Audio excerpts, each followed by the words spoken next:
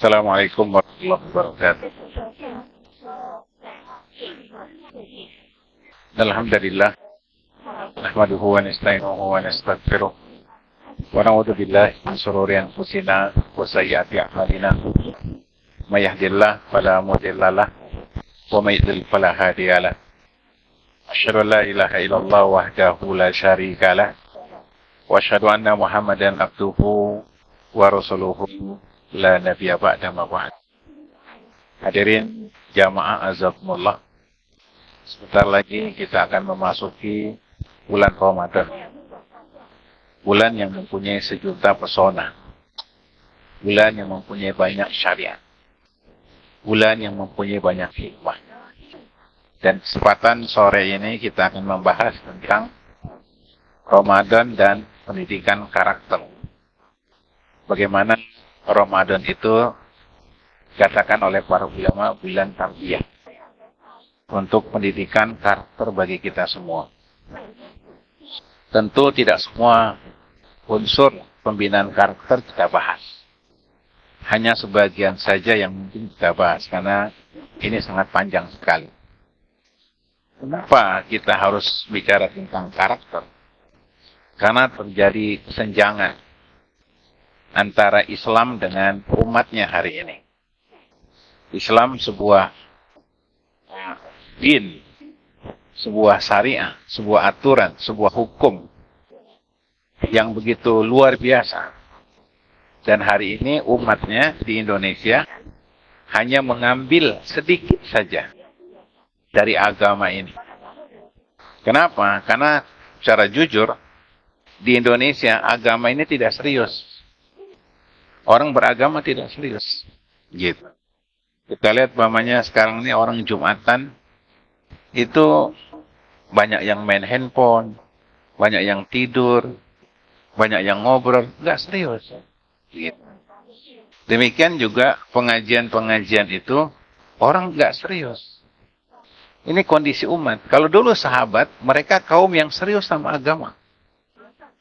Sampai hari ini di Timur Tengah, seperti Saudi, Qatar, Emirat, Kuwait, mereka orang-orang yang hormat sama agama. Agama itu serius. Maka Allah pun kasih balasan yang baik. Maju. Kaya. Gitu. Kayak di Qatar. Itu anak yang lahir sudah dijamin tempat tinggal dan pekerjaannya. Bayi yang lahir udah dijamin tempat tinggal dan pekerjaan. Kalau kita di Indonesia, bayi yang lahir nanggung 40 juta. Nanggung utang. Gitu. Padahal kaya jauh kayak kita. Saudi itu kan merdeka 1934. 1937, cuma 3 tahun, itu ketemu minyak. Jadi, Saudi ketika proklamasi, negara Arab Saudi, itu negara miskin. 3 tahun berdiri negara, temu minyak. Langsung kaya raya. Langsung kaya raya. Gitu. Nah ini, Allah adil. Kenapa? Karena mereka serius beragama. Mereka jadikan acuan Quran dan hadis sebagai acuan bernegara. Serius. Allah kasih. Kita hari ini agama nggak serius. Main-main. Ngaji juga dia. Mas, ada pengajian. Kayak apa gitu pengajian? Iya kan? Ngaji. Kayak apa gitu? Lebih keren nonton bola. Nonton bola sampai stadion. Penuh. 100.000. Bayar lagi. Gitu. Kalah lagi. Kalah lagi. Ini buat akhirat. Ya. Gratis. Ya. Tempatnya nyaman. Orang nggak tertarik. Kenapa? Emang nggak serius. Bagaimana Allah berikan keberkahan? Jauh. Jumatan lihat. Orang nggak serius. Udah ajar Baghdad. Belum yang tidur. Belum yang ngobrol. Belum yang main handphone sekarang. Orang nggak serius agama. Kalau kita lihat sehari-hari ini, orang sama agama nggak ada. Gitu. Nah ini, itulah jamaah sekalian. Perlu kita untuk merubah jati diri kita. Karakter hidup kita harus dirubah. Kalau dunia kita bisa membina karakter kita dalam urusan dunia, seperti di sini nih, Toyota, setelah. Ini perusahaan Jepang. Jepang itu di Indonesia perusahaannya 800. Jepang. Dan saya banyak ngajar di perusahaan Jepang. Kayak Papa Persada ya kan grup Astra kan. Astra Agro kan grup Astra. Saya juga ngajar. Ya belum yang di kawasan Egypt, Epson, saya ngajar. Itu juga Jepang. Perusahaan-perusahaan Jepang itu rata-rata maju. Karena ketika orang masuk perusahaan Jepang, karakternya dirubah. Tradisi orang-orang kerja di Jepang itu, dia dirubah. Punya etos kerja yang bagus. Gitu. Makanya 800 perusahaan itu jalan. Walaupun kondisi COVID, jalan. Hebat itu. Seandainya agak down, sebentar saja. Naik lagi mereka. Coba BUMN. Bangkrut. Goblok. Gitu. Perusahaan monopoli. Punya siapa? Ya. Perusahaan monopoli. Bangkrut. Ya.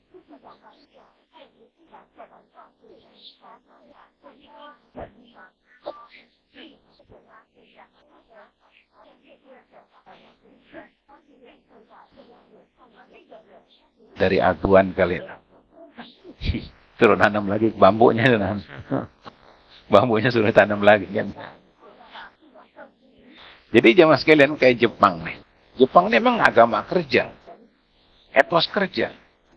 Saya lihat teman-teman di perusahaan-perusahaan Jepang itu dia punya etos kerja.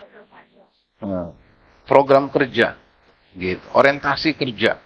Visi kerja. Ada. BUMN malah bangkrut. BUMN malah bangkrut. Berapa BUMN itu bangkrut. Gitu. Kenapa? Karena BUMN itu sapi perah partai politik. Dan etos kerjanya enggak ada. Masuk pagi baca koran. Ya kan? Dan ceritanya banyak dah. Gitu. Saya juga ngajar di banyak plat merah ya kan? Gitu. Cabang-cabang Pertamina itu banyak sekali saya ngajar. Gitu. Nah, jemaah sekalian, di dalam agama, pendidikan karakter itu ada. Jadi ketika orang masuk Islam, karakternya berubah. Sekarang di Indonesia, orang sama agama tuh nggak serius. Makanya Allah nggak kasih kemajuan di negeri kita. Nah, jemaah sekalian, sehubungan dengan tema kita, Ramadan dan pendidikan karakter. Ini penting. Selama ini kita terlewatkan dalam masalah ini. Yang pertama yang kita soroti, yang kita bahas adalah tentang sisi kemanusiaan. Islam agama yang mendidik sisi-sisi kemanusiaan. Ya. Karena tauhid ini udah sering dibahas. Saya nggak bahas tauhid lagi, karena tauhid itu udah sering. Yang kita bahas sisi kemanusiaan. Yang sekarang ini hilang sisi kemanusiaan. Kemarin saya ke rumah sakit Persahabatan, belum lama. Bawa pasien keluarga yang sudah sakit. Cukup parah. Usia 78. Ya, bibi dari istri saya. Di rumah sakit Persahabatan.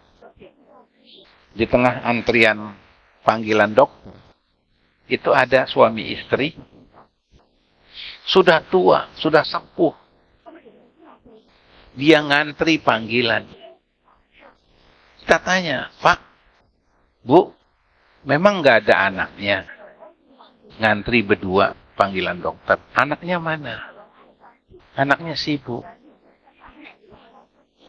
Ini contoh. Pada zaman sekarang ini banyak sisi kemanusiaan hilang. Hilang sisi kemanusiaan. Tega. Anak-anak itu membiarkan orang tuanya berobat dalam kondisi mereka sakit. Ya. Ini hilang sisi kemanusiaan. Jadi orang itu udah kayak monyet. Tahu monyet itu masih kecil, masih bayi, disusuin sama ibu. Disuapin pisang sama ibunya. Begitu tua, begitu dewasa, dia lupain ibunya. Dia lupain orang tuanya. Hidup masing-masing. Itu monyet. Ya enggak? Itu monyet. Nah sekarang manusia kayak monyet. Kecil dilahirkan, dirawat sama orang tuanya, disekolahin, dinafkahin, dirawat sama orang. Udah besar, udah lupa masing-masing. Iya. Jadi kayak monyet. Kemanusiaannya nggak ada. Gitu. Di sisi lain kayak robot. Robot ini kan teknologi canggih. Bahkan kayak mobil ini udah teknologi robot. Ya. Robot itu ciptaan manusia yang canggih. Yang membedakan dengan kita, robot tuh nggak punya sisi kemanusiaan. Sekarang orang disekolahkan pinter sampai S3 oleh orang tua. Tapi sisi kemanusiaannya nggak ada. Bahkan jahat. Saling makan manusia hari ini. Saling bunuh. Ya, saling menjatuhkan hari ini manusia. Jadi sekarang orang kelihatan doang manusia. Tapi dia kayak monyet. Kelihatan doang orang kelihatannya manusia, tapi sebenarnya dia robot. Jiwa kemanusiaannya hilang. Nah, kalau kita lihat di Ramadan, ada kasus di mana salah seorang sahabat, ini hadis dari riwayat Abu Hurairah, dikeluarkan oleh Imam Bukhari. Datang salah seorang sahabat Nabi SAW, dia hubungan suami istri di Ramadan. Hubungan suami istri, jima di bulan Ramadan. Kemudian Nabi SAW memberikan kafarat bagi orang yang menggauli istrinya di bulan Ramadan. Kemudian Nabi mengatakan, aktik rokobah. Kamu memerdekakan budak. Kafaratnya adalah memerdekakan budak. Nah, memerdekakan budak pakai duit. Dan gede biayanya. Kemudian orang itu mengatakan, ya Rasulullah, la astati. Saya nggak sanggup, nggak punya uang untuk memerdekakan budak. Kemudian Nabi memberikan pilihan yang kedua. Sum sahroini mutatabi'ain. Kamu puasa 2 bulan berturut-turut bayar kafarat. Melongo orang itu. 2 bulan berturut-turut, sedangkan dia udah tua. Tapi menggauli istri bisa, ya kan? Memang hadis ini menarik sendiri ya. Giliran puasa 2 bulan gak bisa. Tapi gaulin istrinya bisa, ya kan? Gak tahu deh apakah dia kayak obat oles gitu kan, nggak tahu juga kan, kita nggak tahu juga.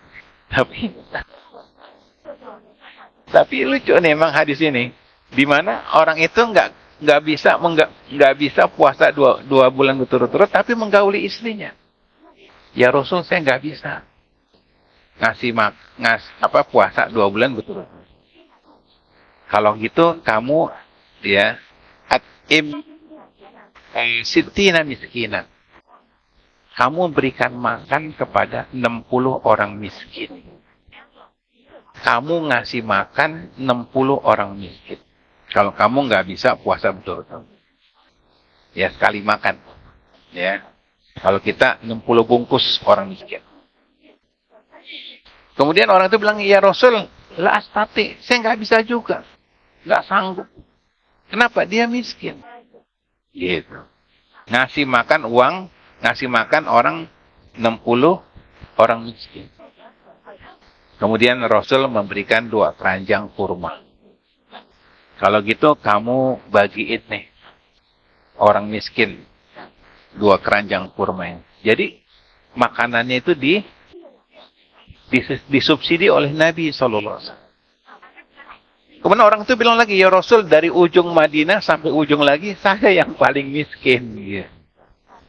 Akhirnya kurmanya untuk sahabat yang miskin. Yang jadi bahasan kita adalah sisi kemanusiaan dalam Islam. Ini yang saya mau bahas. Yang sekarang orang nggak ada jamaah sekalian. Ada orang ngaji semangat. Ada orang sholat semangat. Taklim semangat. Ya. Ibadah-ibadah semangat. Berangkat ke tanah suci semangat. Tapi jiwa kemanusiaannya hilang. Hilang. Nggak peka terhadap hal-hal yang sifatnya kemanusiaan. Padahal Islam turun untuk menyempurnakan sisi kemanusiaan. Ya, dia terkenal. Innama bu'istu liutamima makarimal akhlak. Sesungguhnya aku diutus untuk menyempurnakan akhlak. Sisi kemanusiaannya hilang zaman sekarang. Fenomena hilangnya sisi kemanusiaan kelihatan. Kadang ada ustadz terkenal, kanan kirinya orang-orang butuh bantuan, dia nggak peduli. Padahal tokoh, figur, dai banyak ketemui. Ikhwan ke masjid 5 waktu, luar biasa. Anaknya semuanya masuk pondok pesantren, bahkan ada yang hafal Quran. Luar biasa. Tapi sisi kemanusiaan kadang hilang. Padahal sisi kemanusiaan itu hal yang pokok. Bahkan oleh orang-orang kafir, sisi kemanusiaan itu lebih tinggi daripada agama. Di dunia kafir itu, sisi kemanusiaan lebih tinggi daripada agama. Makanya Pancasila itu urutannya udah benar. Tuhanan dulu. Baru yang kedua kemanusiaan yang adil dan beradab. Islam menekankan sisi kemanusiaan. Bahwa kita dalam hidup ini harus dijaga. Dan Allah memuliakan manusia. Dari semua aspeknya. Lihat nih Pak. Ya. Ini terjadi di negeri kita. Bahkan di hadapan kita. Sekarang kita lihat pamannya. Kalau ada kecelakaan. Ya, kecelakaan. Ya, di jalan. Korbannya itu meninggal. Yang diselamatkan oleh manusia, orangnya apa dompet? Orangnya apa handphonenya? Duitnya apa? Handphonenya. Anak saya, gurunya kecelakaan di jalan, di daerah Cikarang. Mayatnya bergeletak, suami istri ditabrak, naik motor boncengan. Istrinya meninggal di tempat, suaminya luka parah. Itu identitasnya hilang, dompetnya hilang, handphonenya hilang, perhiasannya hilang. Kita hidup di zaman sisi kemanusiaan memang hilang. Belum lama di Riau, ya, truk mengangkut duren, tabrakan, supirnya geletak, durennya habis. Supirnya geletak, durennya habis, diambil orang, ya. Ini sisi kemanusiaan. Islam mengajarkan bagi kita untuk menghormati, menghargai sifat manusia. Untuk itu penting jemaah sekalian. Ramadan itu supaya timbul kepekaan. Makanya banyak hadis-hadis tentang sisi kemanusiaan. Di antaranya Nabi mengajarkan man tarasa iman. Barang siapa yang ngasih makan orang yang buka puasa, maka paginya ganjaran bagi orang yang puasa tersebut. Jamaah sekalian, di antara sisi kemanusiaan itu adalah memberikan makan. Makanya program presiden mengasih makan gratis, ya, itu harus didukung. Karena bagian sisi kemanusiaan. Pak, Bapak jangan ngelihat warga Indonesia teman kerja Bapak. Semua makan. Ngaji aja ikut makan kan ya nanti ya. Biasanya nasi Padang di sini. Gitu. Ya. Kalau yang sebelah sono, kalau pengajian domba Afrika. Gitu. Domba Afrika. Makanya tulisannya pengajian bersama domba Afrika. Gak pakai ustadz. Gak penting. Yang penting bersama domba Afrika. Yang daftar 300. Daihatsu. Gitu. Itu saya ngajarin. Jangan bikin pengajian bersama ustadz. Jangan. Orang nggak datang. Gitu. Pengajian bersama domba Afrika. Domba Afrika. Di belakang mall belinya. Kelapa Gading. Langsung 300 yang datang. Gitu. Ngapain? Pengen makan domba Afrika. Jadi jamaah sekalian. Sampai mana kajian? Gitu. Ya. Ngasih makan. Ngasih makan itu penting. Suatu ketika, ya saya ini orang Kemayoran. Ya, orang Kemayoran.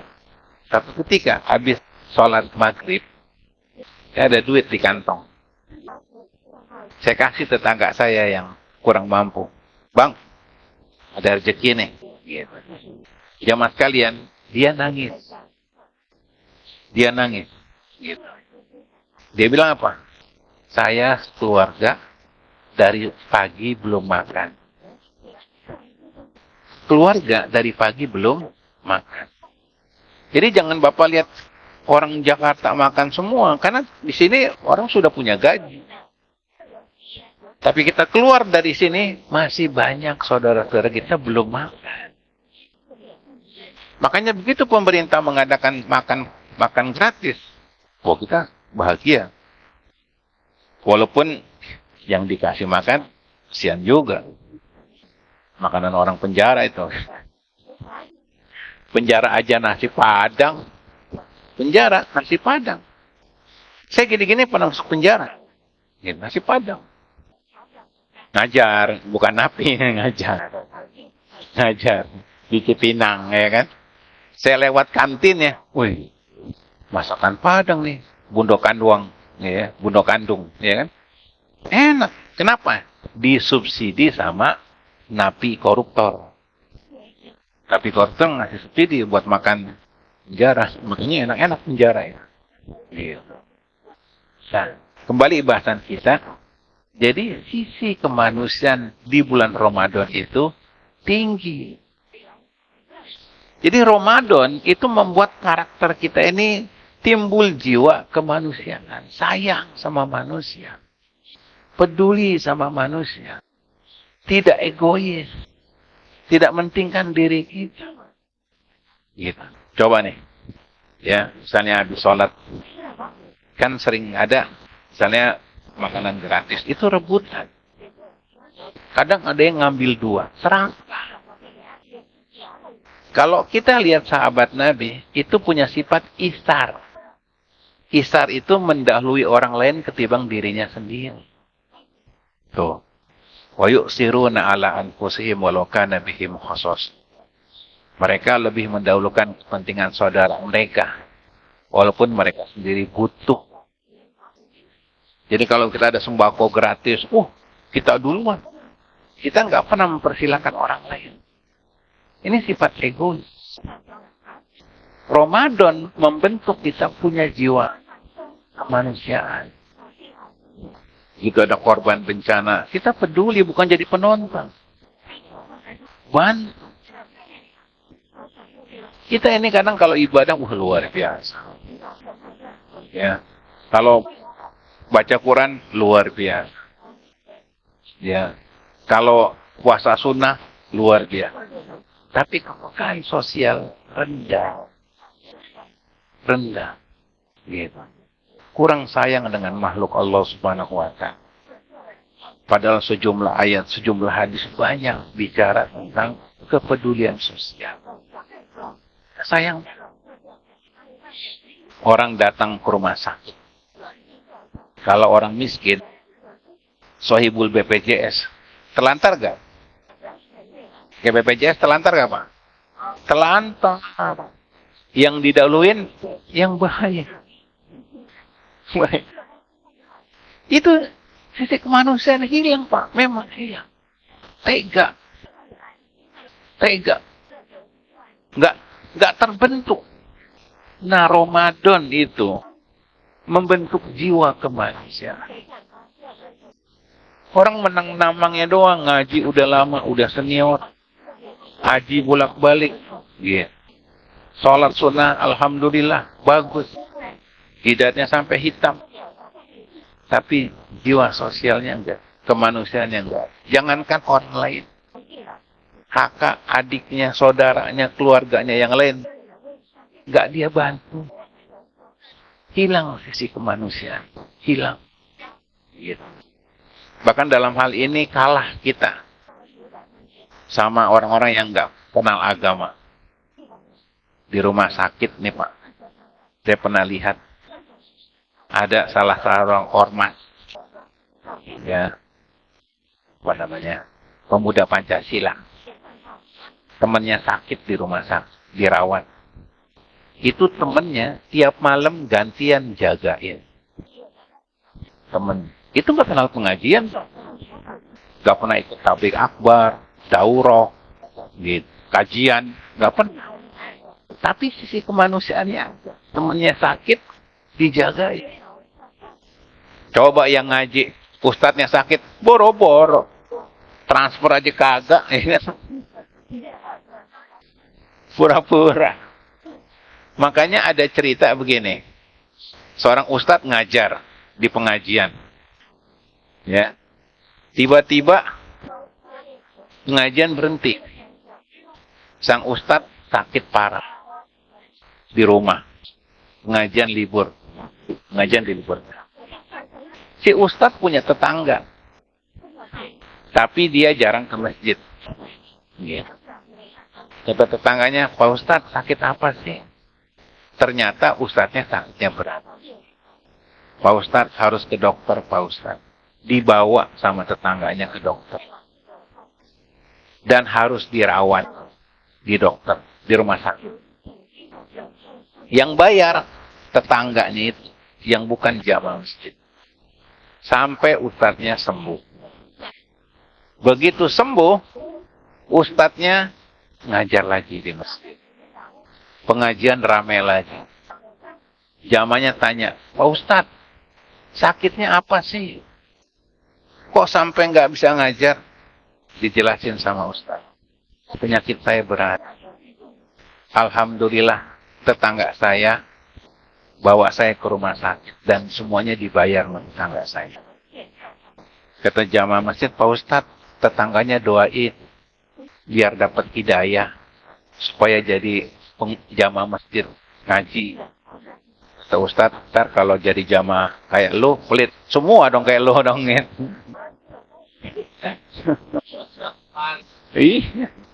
Mudah-mudahan tersinggung ya. Jadi jamaah sekalian, sisi-sisi kemanusiaan ini kita luput. Padahal kalau kita terbalik ya, kita kondisi menderita, kita ingin dibantu, ditolong. Iya. Saya punya kawan nih, naik motor, jatuh di pedongkelan tuh. Sama Madura itu. Oleh orang Madura, ditolongin, dirawat, diantar pulang. Motornya juga. Akhirnya jadi saudara. Itu sisi kemanusiaan. Yang sekarang zamannya orang sudah hilang sisi kemanusiaan. Padahal agama membentuk sisi kemanusiaan. Lihat sahabat, ada yang hubungan suami istri di bulan Ramadan, kena hukuman. Memerdekakan budak. Ya Rasul, saya nggak mampu. Ya udah kamu puasa 2 bulan. Ya nggak mampu ya Rasul. Ya udah kamu ngasih makan orang ngumpul miskin. Ya udah nggak mampu ya Rasul. Wah nggak mampu semuanya. Nih ada korma, kamu bagi buat orang miskin. Ya Rasul, saya yang paling miskin di Madinah. Ya udah buat kamu semuanya. Artinya sisi kemanusiaan Nabi itu tampak. Nampak. Dan sifat pribadi Nabi SAW, Nabi tidak pernah menolak orang yang meminta.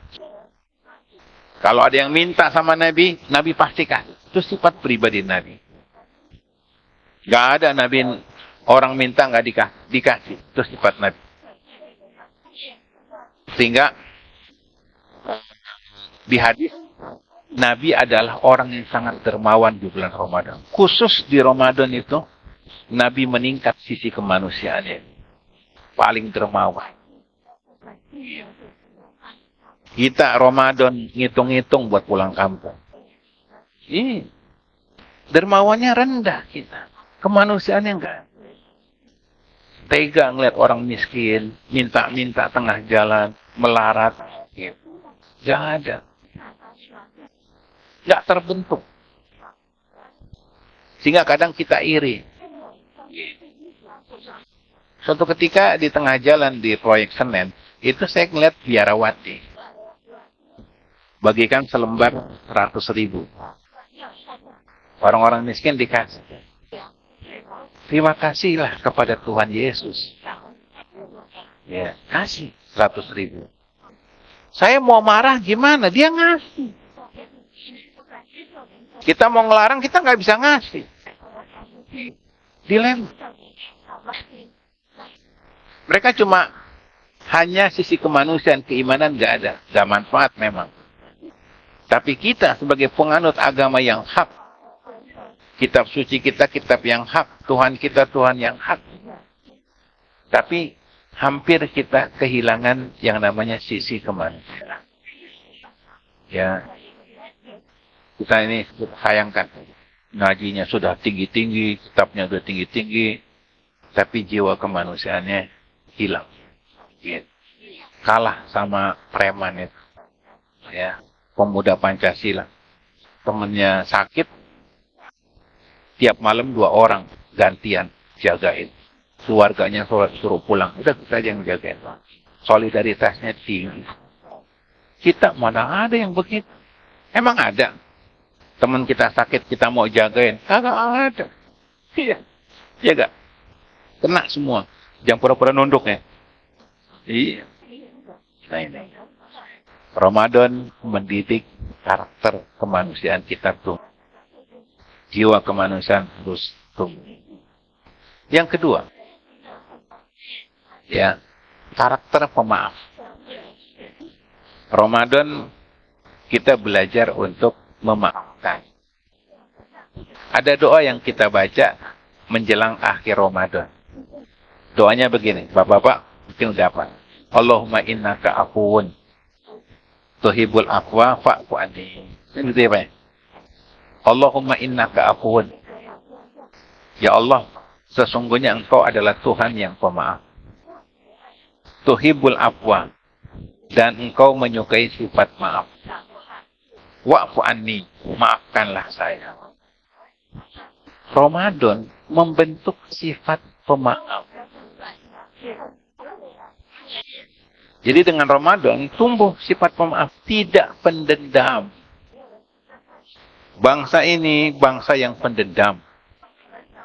Dunia ini, negeri ini hancur karena dendam. Yang bikin hancur di negeri kita ini, pertama perang elit. Perang Orde Lama, Orde Baru. Itu nggak selesai. Nggak bisa saling memaafkan. Orde Lama, Orde Baru. Perang antar jenderal. Ribut antar jenderal. Nggak bisa saling memaafkan. Perang antar politisi. Perang antar oligarki. Rakyatnya sebenarnya nggak ada masalah. Ya, rakyat nggak ada masalah. Orang ada pengajian dia tidur, nggak ada masalah. Jadi radikalisme itu bikinannya media. Terorisme itu kejahatannya media. Lihat, orang Islam baik-baik. Mau dibilang radikal, dari mana radikal? Ngaji aja tidur. Ya kan? Radikalnya dari mana ya? Gua nggak lihat tuh, ngaji aja tidur ya kan? Radikal dari mana? Jadi yang bikin rusak negara itu perang antar rejim, perang antar politisi, antar jenderal, antar oligarki, pengusaha, rakyat jadi korban. Nah, sifat maaf Allahumma innaka afuwun tuhibbul afwa fa'fu anni. Ini kita baca di akhir-akhir 10 terakhir ya Pak ya, kita baca. Tapi kita kehilangan makna bahwa Islam mengajarkan punya jiwa pemaaf. Selesai Ramadan, ucapannya doang, minal aidin wal faizin, mohon maaf lahir batin, sambil melengos. Masih dendam sama saudara, sama tetangga, enggak. Padahal pribadi Nabi SAW pribadi pemaaf. 3, Nabi sedang berteduh di bawah pohon yang rindang. Ketika Nabi pedangnya ditaruh, digantungin, muncul orang kafir menghunuskan pedang di hadapan Nabi. Kata orang kafir, "Mayamna'uka minni." Siapa yang bisa nolong engkau dari saya? Nabi menjawab, Allah. Orang kafir itu mengucap sampai 3 kali, "Mayamna'uka minni." Siapa yang bisa nolong engkau dari saya? Nabi menjawab, Allah. Kemudian orang itu langsung menyelipkan pedangnya lagi dan duduk di samping Nabi. Nabi biasa aja. Nabi memaafkan orang itu. Seolah-olah nggak terjadi apa-apa. Coba kita digituin. Kita sikat ya kan. Kurang ajar loh gitu. Nabi maafkan. Bayangkan orang yang sudah menghunuskan pedang di wajah Nabi, mau membunuh Nabi. Kemudian dia tidak jadi membunuh Nabi. Kemudian duduk di samping Nabi. Nabi memaafkan. Itu kafir, Pak. Kafir. Bisa dimaafkan. Kita sama saudara seiman, ya. Saudara seiman, satu masjid. Kadang-kadang ribut. Gak bisa saling memaafkan. Pindah masjid. Bahkan bikin masjid lagi. Pak, bikin masjid lagi, Kak. Alirannya beda. Gak bisa. Punya jiwa pemaaf itu gak bisa. Berat. Padahal Al-Quran, padahal Ramadan itu mendidik kita punya jiwa pemaaf. Gak bisa. Pemaaf. Pendendam kita. Makanya hari Idul Fitri, orang maaf-maafan, kadang di mulut doang. Maafin bang ya. Padahal dia dendamnya, bencinya luar biasa. Nabi sama orang yang membunuhnya, Nabi bisa memberikan maaf. Makanya Allah Subhanahu wa taala berfirman dalam Al-Qur'anul Karim. Ya. Fa bima rahmatin min Allah lintalahum, dalam surah Ali Imran. Fa bima rahmatin min Allah lintalahum. Lantaran rahmat kasih sayang dari Allah, engkau Muhammad bisa berkasih sayang kepada manusia. Lau kunta fadhan ghalizal qalb lang faddu min hawli. Kalau seandainya mulut kamu kasar, perbuatan kamu keras, jiwa kamu keras, niscaya manusia akan lari dari sekitar kamu. Fa'fu anhum wastaghfir lahum wasawirhum fil amal. Maka kata Allah, maafkanlah mereka. Fa'fu anhum wastaghfir lahum, mohonkanlah ampun buat mereka. Lihat, Allah perintahkan maafin manusia, jadi pemaaf. Fa'fu anhum wastaghfir lahum wasawirhum fil amal. Mohon ampunlah buat mereka dan bermusyawarahlah kepada mereka. Lihat jamaah sekalian, Nabi tidak pendendam sekalipun pada orang. Sehingga ketika terjadi peristiwa Fathu Mekah. Apa Fathu Mekah? Artinya penaklukan kota Mekah. Kota Mekah dikuasai kembali oleh Rasul tahun ke-8 Hijriah. Itu orang-orang kafir Quraisy di Mekah, mereka ketakutan. Takut apa? Takut Rasul balas dendam. Rasul diusir dari Mekah. Rasul hijrah ke Madinah. Orang-orang Mekah yang mengusir Nabi waktu itu ketakutan. Khawatir apa? Khawatir nanti Nabi balas dendam. Mereka diusir dari Mekah. Perhatikan nih, jamaah sekalian. Rasul berkhutbah di hadapan orang-orang kafir Quraisy di Mekah. Ya, demi Allah, saya tidak akan mengusir kalian. Rasul ngomong, ya, saya nggak akan mengusir kalian. Perbuatan kalian terhadap saya sudah saya maafkan. Allahu Akbar. Allah. Rasul bisa memaafkan kejahatan orang. Hari ini kita sama saudara seiman nggak bisa maafin, nggak bisa.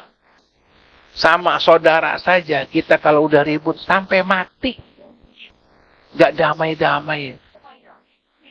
Ada apa? Ada yang salah dari karakter kita. Ya, kita ini nggak punya prinsip hidup, nggak punya visi misi hidup, nggak ada. Hidup buat dendam, hidup buat melampiaskan sakit hati. Itu yang kita tidak. Ramadan ya Ramadan. Sawes, nggak bolong sampai selesai. Puasa nggak bolong sampai selesai. Tapi jiwanya jahat. Nggak ada terbetik dalam diri mereka sifat memaafkan saudara mereka. Nggak ada. Dendam. Biarin, gue nggak mau datang ke rumahnya. Mati juga gue nggak mau tahu. Gitu. Kalau kita udah ribut begitu. Ya Pak ya, bukan di sini tapi itu yang di Israel. Gitu. Kalau udah dendam itu, gue mati. Ramadan membawa karakter kita jadi pemaaf. Nabi bersabda, "Mazadallahu abdan bi'afwin illa izzan." Nabi bersabda dalam hadis yang sahih, surat Muslim, Allah tidak menambah kepada seorang hamba dengan jiwa pemaaf, melainkan tambah mulia. Memaafkan itu bukan bego. Bego loh, mau aja maafin orang kayak gitu. Tidak. Sifat maaf itu bukan sikap bego. Sikap maaf itu bukan berarti kita hina. Kata Nabi, orang yang pemaaf tambah mulia di sisi Allah Subhanahu wa Ta'ala. Ada kisah yang menarik, jamaah sekalian. Dengarin ya Pak, jangan ngantuk ya. Ada kisah yang mulia, yaitu kisah Nabi Yusuf alaihissalam. Ya, kisah Nabi Yusuf. Nabi Yusuf hanya tercantum kisahnya di surah Yusuf. Jadi kisah Nabi Yusuf hanya tercantum dalam surah Yusuf. Ya. Nabi Yusuf itu dari kecil dimusuhi oleh kakak-kakaknya. Kakaknya ada 9. Ada 11. Dengan Yusuf 12. Ya. Semua kakaknya musuhi.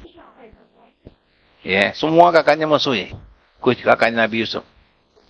Kenapa? Iri. Nabi Yusuf paling cakep, paling disayang sama bapaknya. Hah? Oh, belum ya.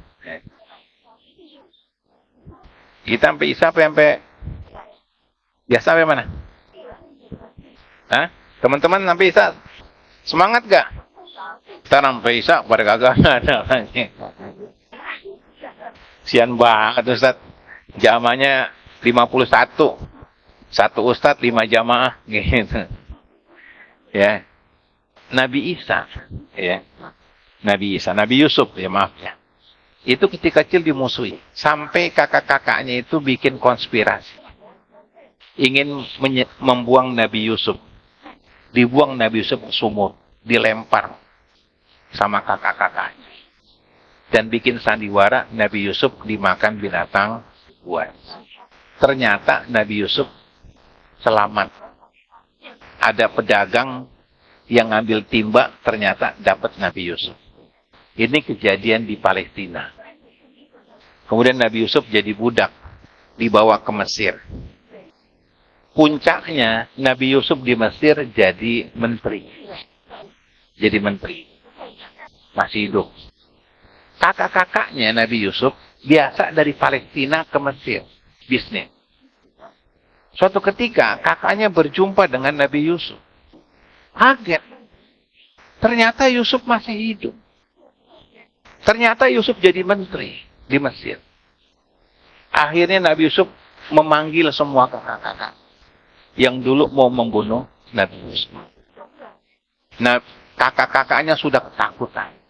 Wah, kita nusa kabangan nih, gitu kan. Dibalas nih sama Yusuf. Ya, ternyata Nabi Yusuf mengatakan berkata Nabi Yusuf,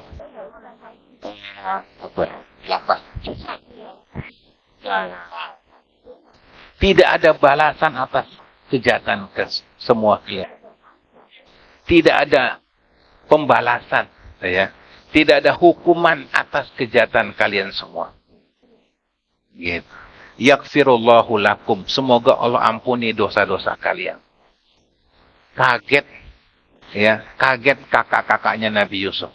Ternyata mereka semua dimaafkan oleh Nabi Yusuf. Tuh, yang ingin ngebunuh Nabi Yusuf, memisahkan Yusuf dengan bapaknya, bisa Nabi Yusuf memaafkan kakak-kakaknya. Kita hari ini Ramadan, ya Ramadan, tadarus hatam, 3 kali hatam, tarawih nggak pernah bolong, tapi dendam sama saudara sendiri nggak hilang. Hilang karakter. Ramadan tuh hilang. Iya nggak Pak? Iya nggak kan? Jujur nih, jangan melangkas melengos ya kan? Iya Pak. Rusak, karakter kita emang udah rusak. Ramadan itu membentuk karakter kita menjadi karakter pemenang. Ya, insya Allah nanti kita sambung sebentar. Setelah itu kita tanya jawab. Ya. Subhanakallah, alhamdulillahirabbil alamin. Alhamdulillahirabbil alamin. Wa bihi nasta'in ala umuri dunya waddin. Salatu wassalam ala nabiyyina Muhammadin wa ala alihi wa ashabihi wa man ittaba'ahum bi ihsanin ila yaumiddin, amma ba'd. Tadi kita bahas tentang Ramadan, pembinaan karakter, sehingga orang menjadi punya jiwa pemaaf. Kisah Nabi Yusuf diabadikan oleh Al-Quran.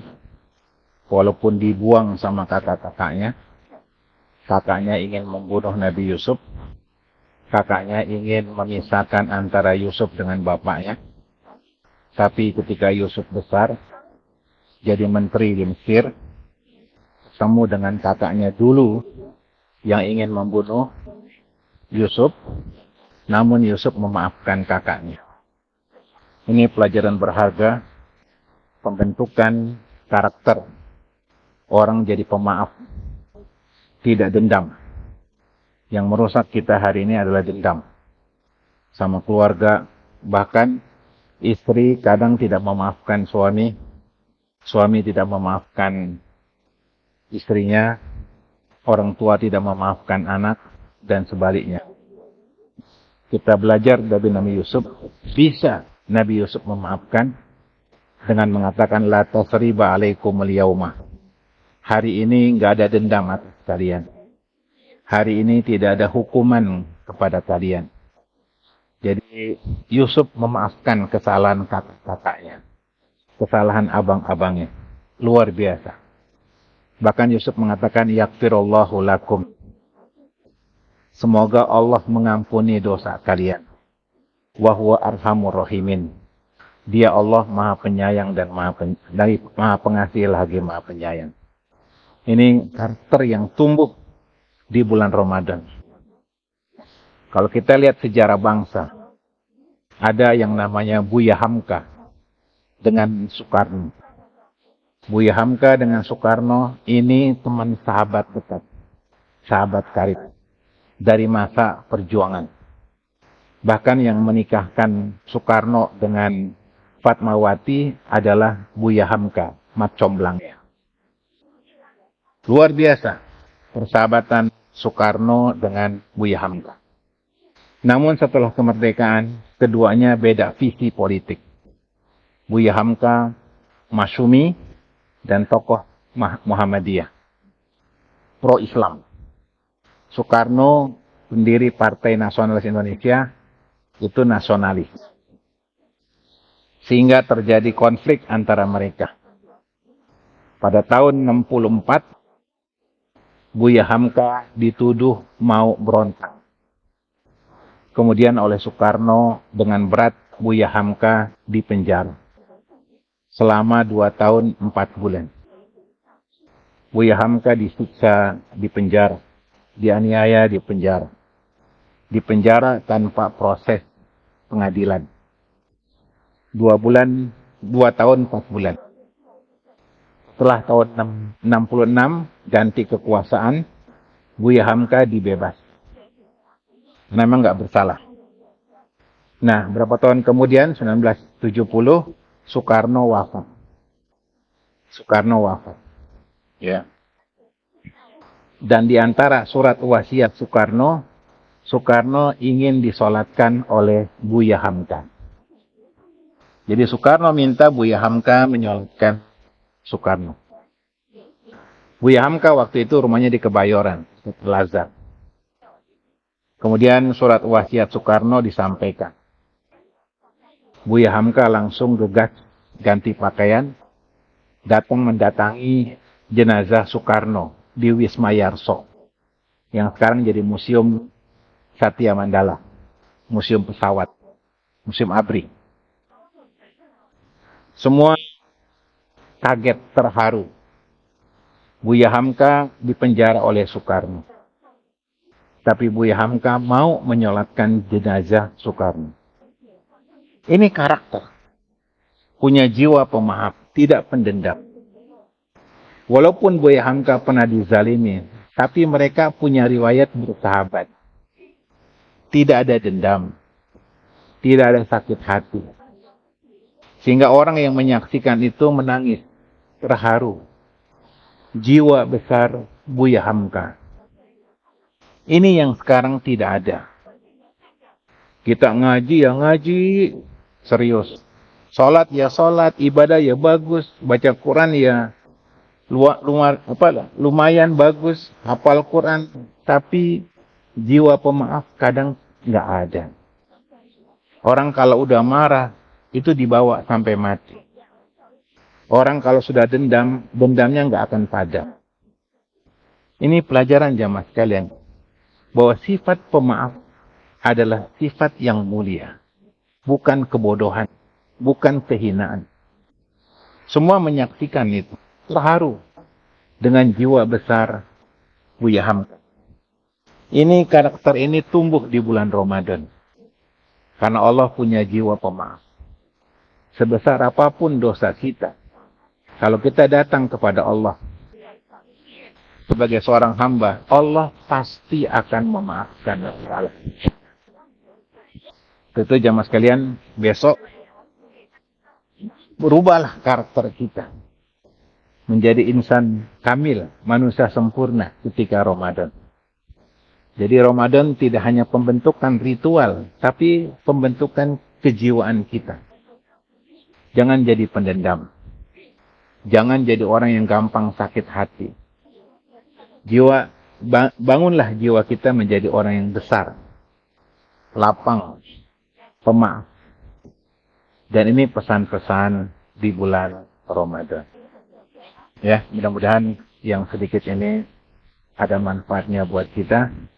Dan besok kita menjadi Ramadan yang terbaik dalam hidup kita. Ada yang mau tanya? Jemaah sekalian? Silakan. Ya. Ada yang mau tanya? Teman-teman? Udah kenyang nih. Ya. Yang penting ada manfaatnya. Kurang lebihnya mohon maaf. Subhanakallahumma bihamdika. Mau nanya? Iya Pak, silakan.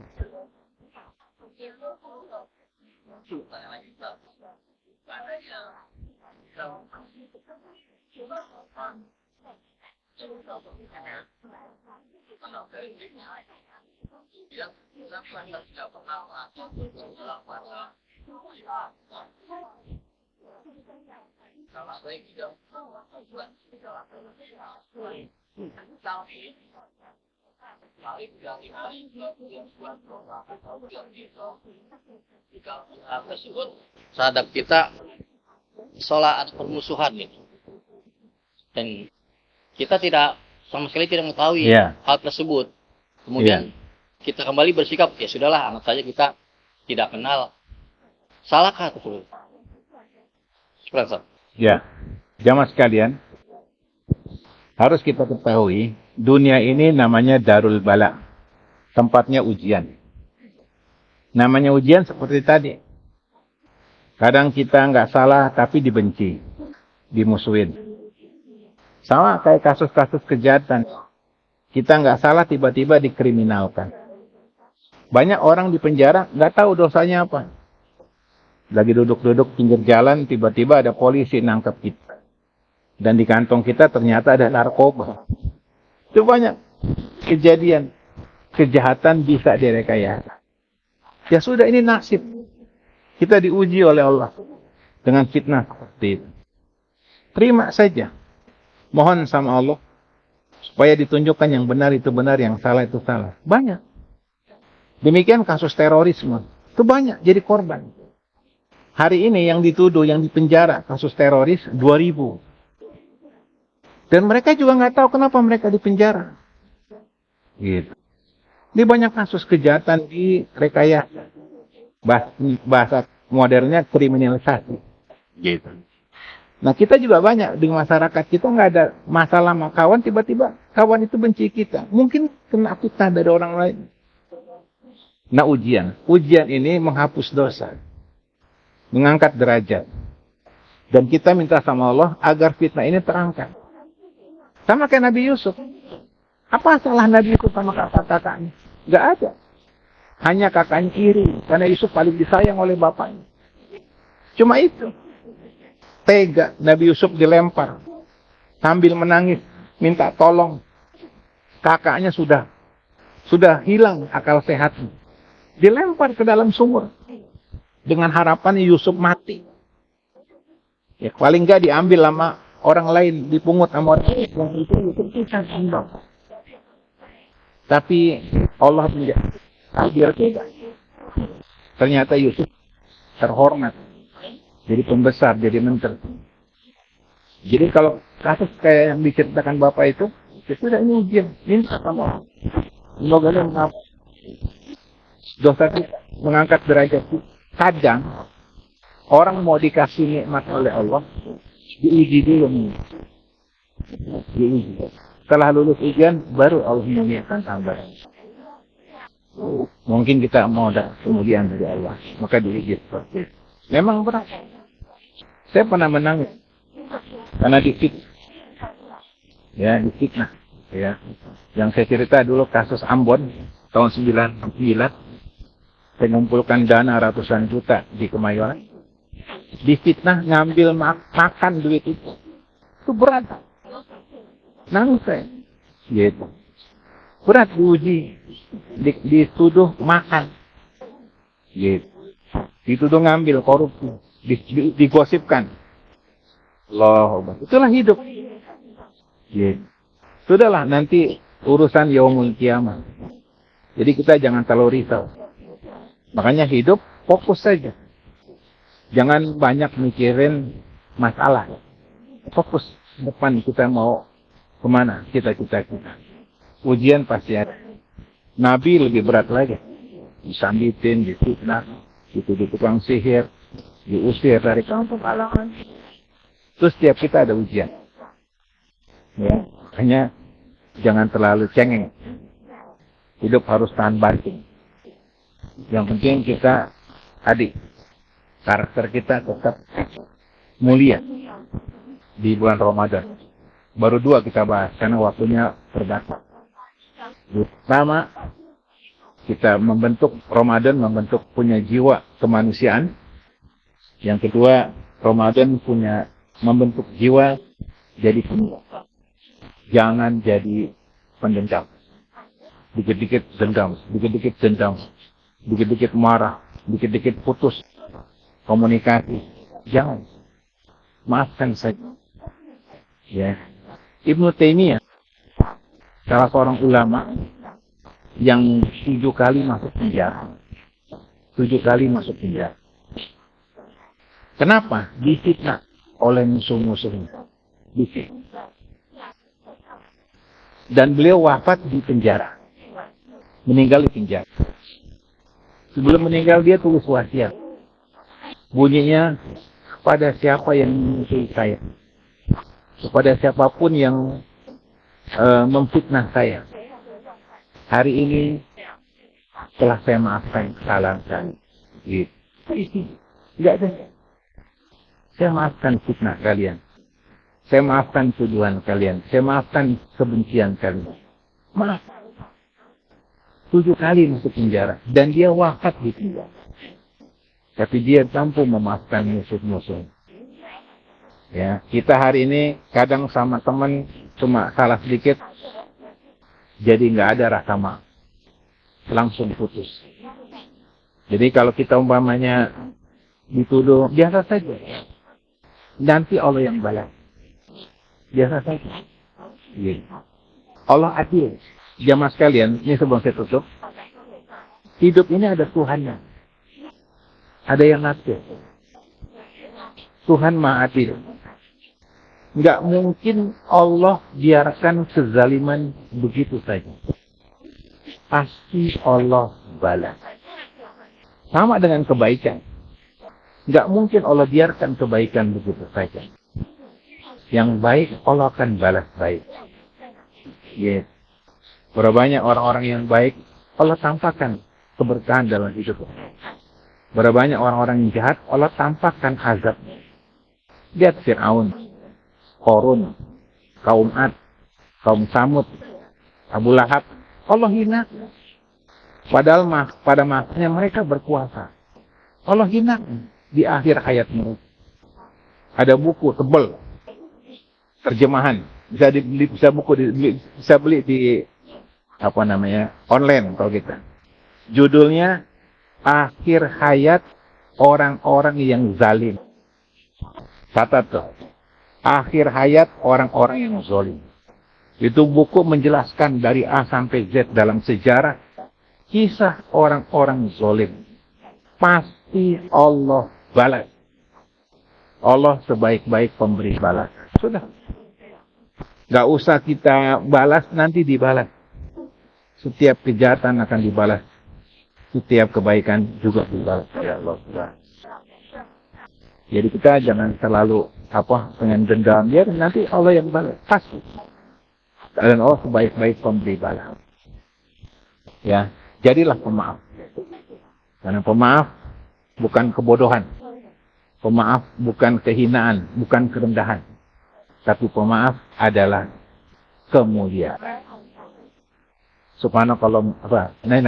Saya pertanyaan berikutnya, berdosakah kita jika kita sebatas say hello saja terhadap orang tersebut? Say hello, artinya nggak terlalu menghiraukan dan juga nggak dendam. Artinya kita anggap biasa aja. Iya, say hello saja. Ketemu salam, nggak ketemu pun kita nggak menanyakan kabar. Jadi kalau yang sifatnya manusiawi, boleh kita malas ketemu orang itu, boleh manusiawi. Misalkan ada orang nuduh-nuduh kita, fitnah kita malas ngeliat mukanya, boleh. Rasul sallallahu alaihi wasallam pernah marah sama yang membunuh Hamzah, paman Nabi. Ya. Namanya Ma'is. Itu Hamzah jantungnya diambil oleh Ma'is. Tadinya Ma'is adalah orang kafir. Kemudian masuk Islam. Datang kepada Nabi di masjid, ya Rasul, saya Islam. Nabi lagi sakit hati sama orang ini, tapi tiba-tiba orang ini masuk Islam. Kata Nabi apa? Islammu saya terima. Tapi saya belum mau melihat wajah kamu. Saya belum mau melihat wajah kamu. Pergi. Nabi enggak. Islamnya diterima, tapi Nabi enggak mau ngeliat mukanya. Ngerti enggak? Artinya yang sifat manusiawi boleh. Kita ada orang fitnah, kita nggak balas, kita malas ketemu orang itu, boleh. Ini manusiawi karena kita pernah dizalimi, boleh. Ya, tapi jangan lama-lama. Paham ya? Bagus ya kisahnya ya. Ya. Ya, sampai sini dulu ya.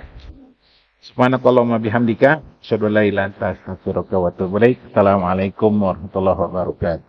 Waalaikumsalam warahmatullahi wabarakatuh.